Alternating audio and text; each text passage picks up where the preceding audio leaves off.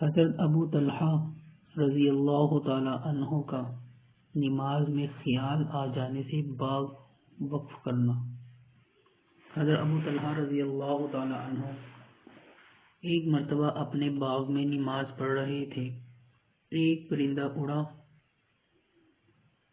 اور چونکہ باغ گنجان تھا اس لیے اس کو جلدی سے باہر جانے کا راستہ نہ ملا۔ کبھی اس طرف کبھی اس طرف اڑتا رہا اور نکلنے کا راستہ ڈھونڈتا رہا۔ ان کی نگاہ اس پر پڑی اور اس منظر کی وجہ سے ادھر خیال لگ گیا اور نگاہ اس پرندے کے ساتھ پھرتی رہی۔ دفعتاً نماز کا خیال آیا تو صاف ہو گیا کہ کون سی رکعت ہے۔ نہایت قلق ہوا کہ اس باغ کی وجہ سے یہ مصیبت پیش آئی کہ نماز میں بھول ہوئی۔ فوراً حضور صلی اللہ علیہ وسلم کی خدمت میں حاضر ہوئے اور پورا قصہ عرض کر کے درخواست کی کہ اس باغ کی وجہ سے یہ مصیبت پیش آئی، اس لیے میں اس کو اللہ کے راستے میں دیتا ہوں، آپ جہاں دل چاہے اس کو صرف فرما دیجیے۔ اسی طرح کا ایک اور قصہ حضرت عثمان رضی اللہ تعالی عنہ کے زمانہ خلافت میں پیش آیا کہ ایک انصاری اپنے باغ میں نماز پڑھ رہے تھے۔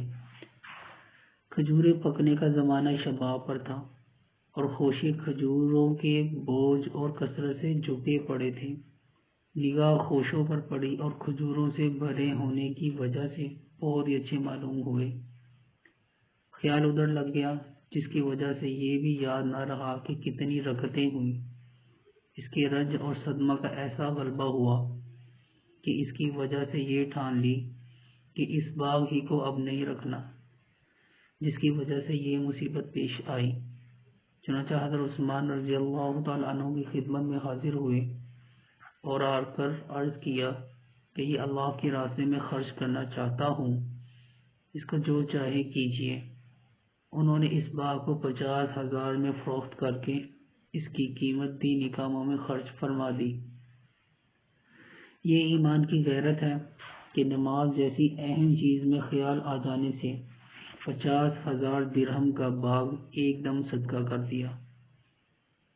اللہ پاک ہمیں حضرات صحابہ رضی اللہ تعالی عنہم اجمعین کے نقش قدم پر چلنے کی توفیق عطا فرمائے، آمین۔